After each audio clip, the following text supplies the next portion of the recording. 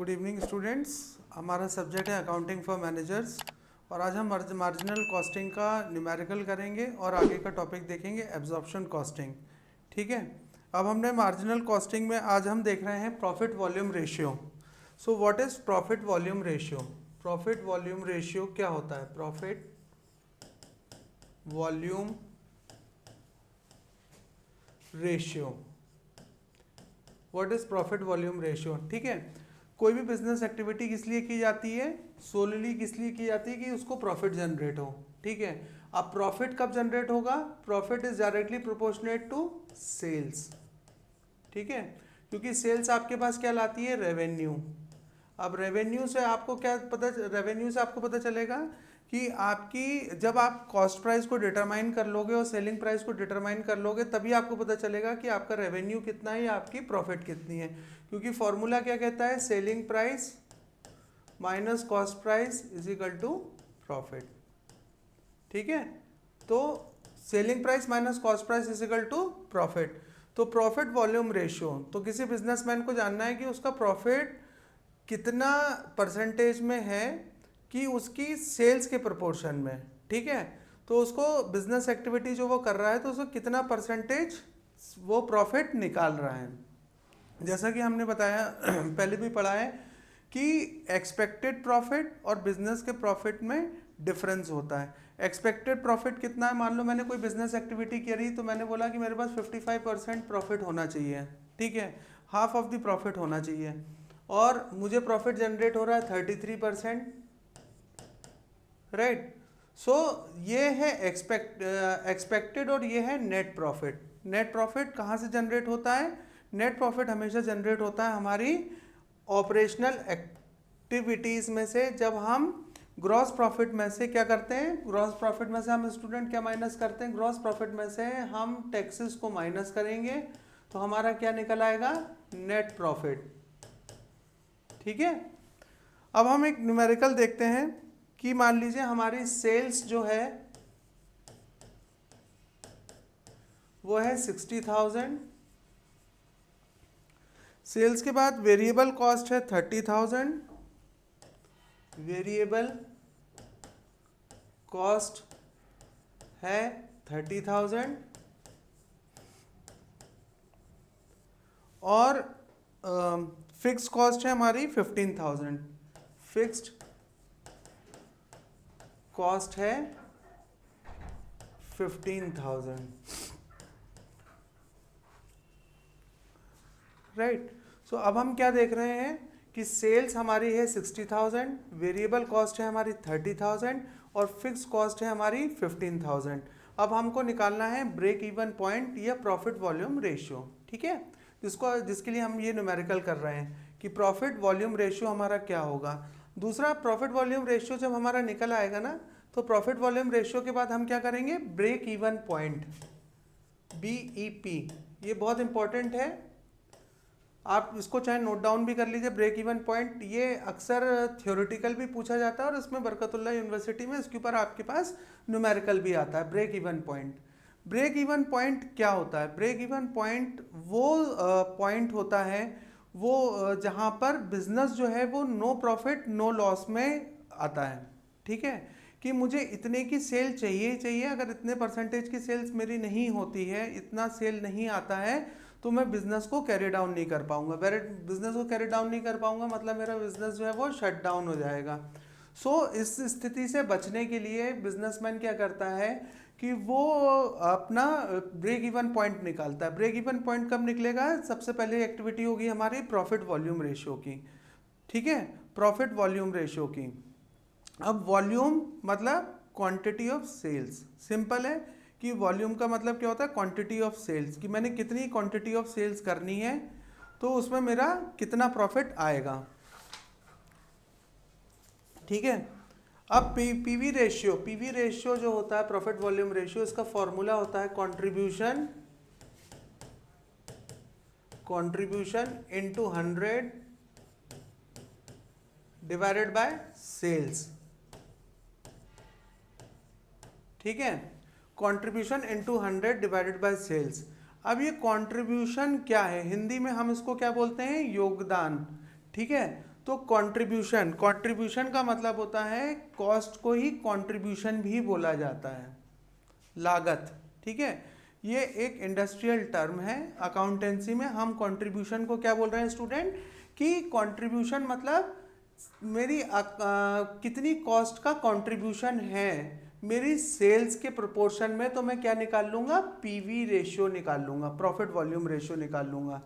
तो कंट्रीब्यूशन जैसे आपसे अगर कोई इंटरव्यू में भी पूछता है या आम भाषा में भी पूछता है या आपसे कंट्रीब्यूशन, तो कंट्रीब्यूशन उसको बताना कि वो कॉस्ट होती है, हर प्रोडक्ट को बनाने की अपनी अपनी कॉस्ट आती है। अब contribution is equal to, contribution का फॉर्मूला है, कंट्रीब्यूशन का फॉर्मूला है sales minus variable cost, sales minus variable cost, sales minus variable cost. ठीक है, अब सेल्स में से हम क्या करते हैं, हमारी जितनी कुल लागत होती है, जो हमारी कुल जितनी सेल्स होती है उसमें से हमको वेरिएबल कॉस्ट को माइनस करना होता है। ठीक है, अब आप पूछोगे कि इसमें हमने फिक्स्ड कॉस्ट क्यों नहीं ली है, वाई फिक्स्ड कॉस्ट क्यों नहीं ली है। ठीक है, तो फिक्स्ड कॉस्ट जो होती है वो तो इसलिए नहीं लेते हैं क्योंकि बिजनेस को हम लंबे समय तक चलाते हैं। ठीक है, उतनी यूनिट्स के लिए हम फिक्स कॉस्ट क्या निकालेंगे। मान लो मैंने बिजली फिक्स कॉस्ट, मेरा बिजली का बिल जो है वो 10,000 आता ही है, वो मुझे पे करना ही है। ठीक है, तो ये मैं सिर्फ 10,000 यूनिट्स बना के थोड़ी रह जाऊंगा, है ना, मैं 10,000 के बाद भी प्रोडक्शन को चालू करूँ, निरंतर रखूँगा, तो इसलिए मैं फिक्स कॉस्ट को उसके अंदर नहीं लूँगा। पर वेरिएबल कॉस्ट को मैं क्यों लूँगा, क्योंकि वेरिएबल कॉस्ट को मैं इसलिए लूँगा कि कितनी कॉस्ट उसमें से बिजली की 10,000 यूनिट्स बनाने में यूज़ हुई, है ना। देखो मैंने कल भी बताया था क्लास में कि ये सिर्फ एक नज़रिया है, मैंने ब्रेक करा हुआ है, वेरिएबल कॉस्ट और फिक्स्ड कॉस्ट के अंदर बहुत कम डिफरेंस होता है ना। जैसे वेजेस, सैलरी, सैलरी जो है, वेजेस जो हैं वो मैं मान लो किसी वर्कर को 10,000 दे रहा हूँ। ठीक है, अब वो मैं उसको 10,000 दे रहा हूँ, या हम डेली वेजेस की बात करते हैं, मैं डेली वेजेस में मुझे 300 पे भी वर्कर मिलेगा, और मुझे अगर प्रोडक्शन बढ़ गया है तो मुझे ज़रूरत है वर्कर्स की, तो वो 300 to 500 के बीच में भी मिलेगा। ठीक है, अब सेल्स में से मैं क्या करूँगा, माइनस कर दूंगा वेरिएबल कॉस्ट को, है ना। तो सेल्स में से मैंने वेरिएबल कॉस्ट को माइनस किया, सेल्स थी मेरी 60,000 माइनस 30,000, तो मेरा कंट्रीब्यूशन कितना आ गया, 30,000, है ना। सेल्स माइनस वेरिएबल कॉस्ट मेरा आ गया 30,000। अब पीवी रेशियो में मैं जब फॉर्मूले को पुट करूंगा, पीवी रेशियो में जब मैं फॉर्मूले को पुट करूंगा तो 30,000 upon 60,000 multiply by 100 is equal to 50%। ठीक है, पीवी रेशियो में, प्रॉफिट वॉल्यूम रेशियो में जितना पीवी रेशियो हाई होगा उसको बिजनेस को उतना सेहतमंद माना जाएगा। ठीक है, उतना बिजनेस हेल्दी होगा, और जितना पीवी रेशियो डाउन होगा उतना बिजनेस को सिक माना जाएगा, बीमार माना जाएगा। सो पीवी रेशियो को हमें क्या करना है, हमेशा हाई करना है। अब पीवी रेशियो हमारा हाई कैसे होगा, कि हमारी सेल्स को निरंतर बढ़ाना है। ठीक है, सेल्स बढ़ेंगी तभी हमारा प्रॉफिट बढ़ेगा, हमारे तभी मार्जिन्स बढ़ेंगे। अगर सेल्स हमारी डिक्लाइन होगी तो हमारे प्रॉफिट्स कभी आगे नहीं बढ़ेंगे। अब आता है break even point. Break even point वो स्थिति जान लेना है हमको कि हमको कितनी सेल्स चाहिए, हमको कितना प्रॉफिट चाहिए कि हमारा बिजनेस कंटिन्यूअल फॉर्म में चलता रहे। ठीक है, कंटिन्यूटी में बिजनेस बना रहे। सो इसके लिए हम क्या करेंगे, फिक्स कॉस्ट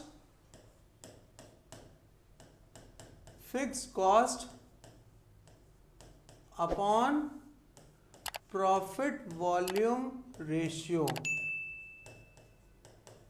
ठीक है, अब अल्टीमेटली वहां पर क्या कह सकते हैं हम, सेल्स वॉल्यूम में हमने क्या करा था कि हमने वहां पे वेरिएबल कॉस्ट ली थी।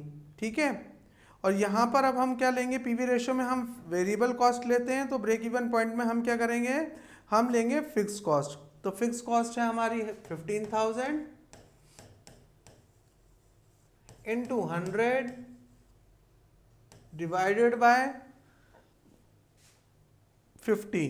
पीवी रेशियो हमारा कितना था, 50, मतलब ₹30,000।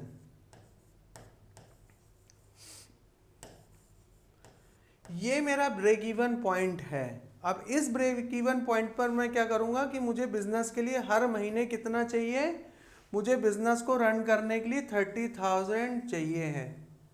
अगर 30,000 मुझे नहीं मिलता है, मतलब मुझे इस ईयरली कितना चाहिए है, 3,60,000, तो मेरा बिजनेस चलेगा। अगर मुझे 3,60,000 नहीं बना तो मेरा बिजनेस क्या होगा, वहां पर रुक जाएगा।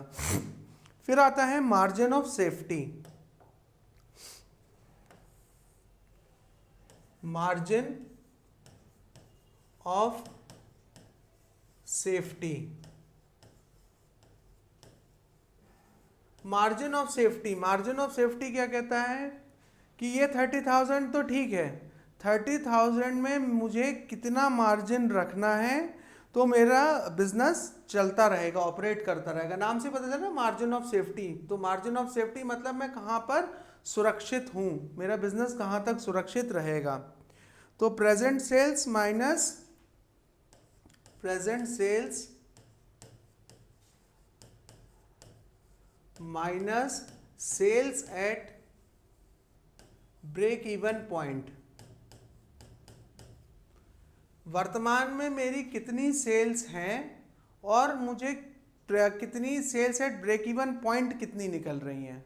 ठीक है, ब्रेक इवन पॉइंट कौन सा पॉइंट था, अगर उससे मैं नीचे आता हूं तो मेरा बिजनेस शट डाउन हो जाएगा, लॉस में चला जाऊंगा। ठीक है, तो प्रेजेंट सेल्स मेरी कितनी है, प्रेजेंट सेल्स तो यहां पर कितनी थी, 60,000 माइनस 30,000 इज इक्वल टू 30,000। ये भी मेरा 30,000 निकल रहा है। तो margin of safety, margin of safety रखने के लिए मुझे 30,000 रुपीज जो है वो मार्जिन ऑफ सेफ्टी के लिए रखना पड़ेगा, तब जाके मेरा बिजनेस रहेगा। अब हमने मार्जिनल कॉस्टिंग करी, अब आता है absorption costing. Now what is absorption costing? Absorption costing, ठीक है। कॉस्टिंग में ये कॉन्सेप्ट किसका है, कॉस्टिंग में ये कॉन्सेप्ट लाया है अमेरिका, एक एसोसिएशन है जो गैप जिसको हम बोलते हैं जनरल अकाउंटिंग प्रिंसिपल्स। ठीक है, ये पूरे वर्ल्ड में बताती है कि उनको अकाउंटिंग किस हिसाब से करनी है और अकाउंटिंग के स्टैंडर्ड्स क्या रहेंगे, राइट। तो एब्जॉर्प्शन कॉस्टिंग किन इंडस्ट्रीज में की जाती है और एब्जॉर्प्शन कॉस्टिंग हम क्यों करते हैं, इसके क्या फ़ायदे क्या लाभ है एब्जॉर्प्शन कॉस्टिंग के। देखो, एब्जॉर्प्शन कॉस्टिंग का ये मतलब है कि मान लो मैं एक मैन्युफैक्चरर हूँ, टेक्सटाइल मैन्युफैक्चरर हूँ।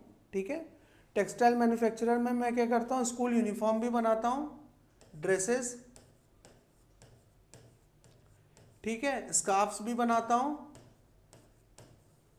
उनके, और सॉक्स भी बनाता हूँ।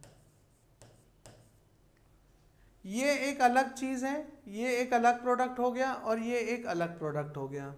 ठीक है, तो ड्रेसेस बनाने में जो मेरी फिक्स कॉस्ट होगी, जैसे कि इलेक्ट्रिसिटी और वेजेस, वो डिफरेंट होंगे। क्यों? क्योंकि यहाँ पर ड्रेस बनाने में जितना टाइम लग रहा है उतना टाइम मेरा स्कार्फ्स बनाने में नहीं लग रहा है, और उतना ही टाइम मेरा सॉक्स बनाने में सॉक्स बनाने में नहीं लग रहा है। ठीक है। तो यहाँ पर क्या होता कि जैसे बिजनेसमैन, गवर्नमेंट ने टैक्सेस लगाए, समझना कि गवर्नमेंट जब टैक्स लगाती है तो गवर्नमेंट टैक्स आपके, अगर आप बोलोगे कि पहले क्या होता था कि टोटल प्रोडक्शन जो होता था उसके ऊपर टैक्स लगता था, ठीक है। अब यहाँ पर नॉर्मली यहाँ पर और यहाँ पर प्रॉफिट्स भी मेरे डिफर हो जाएंगे, प्रॉफिट भी मेरे अलग हो जाएंगे, ठीक है, क्योंकि यहाँ पर फिक्स कॉस्ट अलग हो रही है, यहाँ पर अलग हो रही है और यहाँ पर अलग हो रही है, ठीक है। तो यहाँ पर फ्लोर यूनिट जो है वो सेम है। फ्लोर यूनिट मैंने आपको बताया था, फ्लोर यूनिट क्या होती है, फ्लोर यूनिट वो यूनिट होती है जहाँ पर की प्रोडक्शन चल रहा होता है। सो आज हम चूंकि बिजनेस को देखते हैं, बिजनेस आजकल किस फॉर्मेट में चल रहा है कि सिंगल बिजनेस सिंगल प्रोडक्ट के साथ वो नहीं चल रहा है। बिजनेस काय के लिए चल रहा है, ब्रांड्स और प्रोडक्ट्स के ऊपर चल रहा है, ठीक है, ब्रांड्स के ऊपर। जैसे आप मीशो देखते हो या अमेजोन देखते हो, ठीक है, तो यहाँ पर क्या होता है, मीशो के बहुत सारे प्रोडक्ट्स होते हैं, ठीक है, अमेजोन के बहुत सारे प्रोडक्ट होते हैं। तो हो सकता है कि कोई प्रोडक्ट मेरा लॉस में चल रहा हो या कोई प्रोडक्ट मुझे बंद करना पड़े, पर जो बाकी प्रोडक्ट्स होते हैं वो मेरे लिए क्या करेंगे, प्रॉफिटेबिलिटी लेकर आएंगे, ठीक है। अगर मुझे प्रॉफिटेबिलिटी ड्रेसेस से नहीं मिल रही तो मैं स्कार्फ से लेकर आऊँगा और मैं सॉक्स से लेकर आऊँगा। सो यहाँ पर हमारा बिजनेस, इसको हम क्या कहते हैं, इसको हम एब्जॉर्प्शन कॉस्टिंग कहते हैं। एब्जॉर्प्शन कॉस्टिंग को मतलब होता है सोखना, ठीक है। तो सोखना, एब्जॉर्ब करना किसी चीज़ को। तो जैसे एब्जॉर्ब कैसे किया, ड्रेसेस ने मेरी कितनी फिक्स कॉस्ट को एब्जॉर्ब किया, स्कार्फ्स ने कितना किया और सॉक्स को कितना किया, ठीक है। तब मैं जाके, अब ये क्यों किया जाता है, अब इसका इफेक्ट कहाँ पर होगा, इसका आपको न्यूमेरिकल नहीं आएगा, इसकी तो मैं गारंटी ले सकता हूँ एब्जॉर्प्शन कॉस्टिंग की। इसको आपकी थ्योरी ज़रूर आएगी इस पर, एब्जॉर्प्शन कॉस्टिंग की, इसमें न्यूमेरिकल आपको नहीं आएगा। अब मैंने ये क्या करा कि मैंने अलग अलग, अब मैं क्या करूँगा कि जैसे गवर्नमेंट ने, अब हमने क्या देखा कि एक ही जो प्रोडक्ट है उसके काफ़ी सारे ब्रांड्स हैं, ठीक है।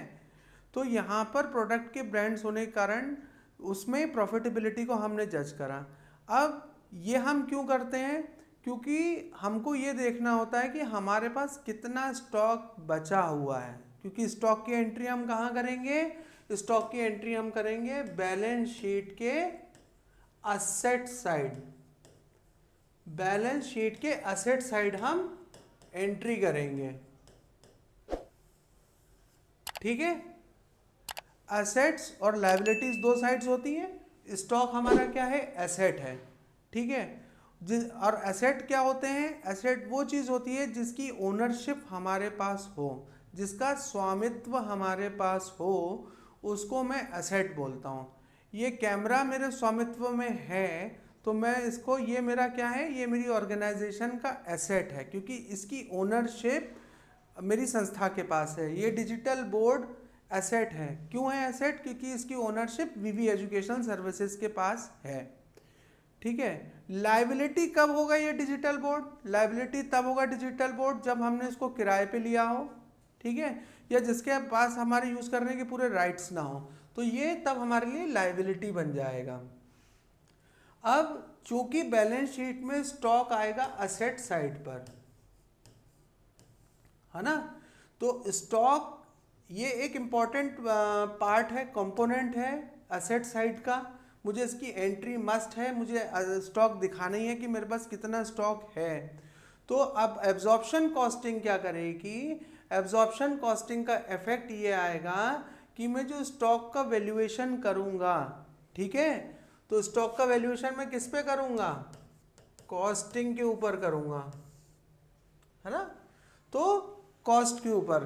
तो मैं अब जो ड्रेसेस थी 1 2 3 कर लेते हैं हम उसको, तो इसको अलग अलग प्राइस से मैं मल्टीप्लाई करूँगा, फिर इसका समअप करूँगा, समअप करने के बाद मेरा जो स्टॉक बचेगा उसको मैं असेट साइड में लिखूँगा।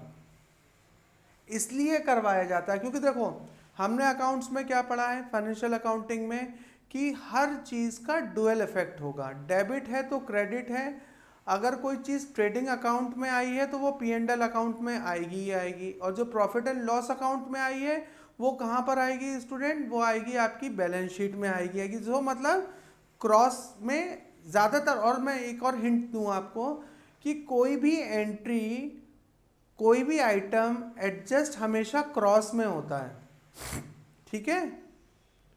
खर्चे हैं तो वो लायबिलिटी में आएंगे, डेबिट साइड कहाँ हुए, वो प्रॉफिट एंड लॉस अकाउंट में, तो वो लायबिलिटी साइड आ गए। इनकम कहाँ हुई, प्रॉफिट एंड लॉस अकाउंट के क्रेडिट साइड में, तो वो आ गई आपके एसेट साइड के ऊपर। जैसे प्रीपेड एक्सपेंसेस वो आपके एसेट हैं, आउटस्टैंडिंग एक्सपेंस आपकी लायबिलिटी है। सो ये स्लाइटली सा डिफरेंस है, इसको आप अपने दिमाग में बिठा लीजिएगा, बहुत कोई कठिन चीज़ नहीं है। तो असेट साइड में, ठीक है, अब असेट साइड में जब मैंने स्टॉक को शो किया तब मुझे स्टॉक पता चलेगा कि मेरा असेट, मेरी बैलेंस शीट, अल्टीमेटली हमारा ऑब्जेक्टिव क्या है कि हमारी जो बैलेंस शीट है उसकी लायबिलिटी साइड और उसकी असेट साइड दोनों मैच होना चाहिए, ठीक है। तो यहाँ पर मैं स्टॉक की एंट्री करूँगा, तो एब्जॉर्प्शन कॉस्टिंग हम कहाँ पर यूज़ कर रहे हैं, एब्जॉर्प्शन कॉस्टिंग हम यूज़ करेंगे आपके मल्टीपल ब्रांड्स या मल्टीपल प्रोडक्ट्स के अंदर। सिंगल प्रोडक्ट प्रोडक्शन के अंदर हम एब्जॉर्प्शन कॉस्टिंग को यूज़ नहीं करेंगे, क्योंकि वो अगर क्यों इसलिए नहीं करेंगे क्योंकि वही फिक्स कॉस्ट जो है एक सिंगल प्रोडक्ट के लिए यूज़ हो जाएगी, वो पर एब्जॉर्प्शन कॉस्टिंग जहाँ पर यूज़ होगी जिन इंडस्ट्रीज़ के अंदर, वो इंडस्ट्रीज़ के अंदर क्या होगा, मल्टीपल ब्रांड्स आएंगे, मल्टीपल ब्रांड्स, ठीक है। तो जैसे हमने मीशो का एग्जांपल लिया, तो मीशो क्या बोलेगा कि उसके पास इतना स्टॉक अभी पड़ा हुआ है, तो वो राइट वैल्यूएशन करे, ठीक है। वो ड्रेसेस को और बाकी एक्सेसरीज को एक साथ एक कॉस्ट को नहीं दिखा सकता, या एक्सेसरीज मैंने अलग कंपोनेंट बता दिया बहुत ही, एक्सेसरीज के अलावा भी क्लोथिंग में बहुत सारी चीज़ें होती हैं, ठीक है। तो यहाँ पर स्टॉक का रियल वैल्यूएशन हो सके, रियल वैल्यूएशन हो सके, इसलिए हम एब्जॉर्प्शन कॉस्टिंग को यूज़ करते हैं। मार्जिनल कॉस्टिंग में क्या था, मार्जिनल कॉस्टिंग में हम क्या देख रहे थे, मार्जिनल कॉस्टिंग बहुत सिंपल है। मार्जिनल कॉस्टिंग में हमने क्या किया कि हमने ये देखा कि अगर मैं प्रोडक्शन कर रहा हूँ, प्रोडक्शन करने के बाद एक सिंगल यूनिट को प्रोड्यूस करता हूँ, तो मेरी कॉस्टिंग कितनी आएगी, मार्जिनल, कितने मार्जिन से। अब वो जो मार्जिनल जो पहली यूनिट बनती है उसकी नॉर्मली कॉस्ट क्या होती है, वो ज़्यादा हो जाती है। पर एब्जॉर्प्शन कॉस्टिंग बिल्कुल डिफरेंट है। एब्जॉर्ब कितना किया एक प्रोडक्ट ने, उसका कितना कॉस्ट टू द प्रोडक्ट था, ठीक है, कितना प्रोडक्ट आपकी कॉस्ट को एब्जॉर्ब कर रहा है। भाई एब्जॉर्ब किसी चीज़ को आप करोगे, आपने जैसे पानी सोखते हो ना रबर से, फोम से, तो वो क्या करता है, पानी को सोख लेता है, फिर आप पानी को दूसरी जगह छोड़ देते हो, ठीक है। वैसी कॉन्सेप्ट अकाउंटेंसी में है, बहुत सिंपल, राइट। सो यहाँ पर हम एब्जॉर्प्शन में सिंपली देख रहे हैं कि कितना मेरा प्रोडक्ट एब्जॉर्ब कर रहा है फिक्स कॉस्ट को और वेरिएबल कॉस्ट को, ठीक है स्टूडेंट। आज के लिए हमारा टॉपिक यहीं पे ख़त्म होता है। Thank you, we will meet tomorrow with some other topic.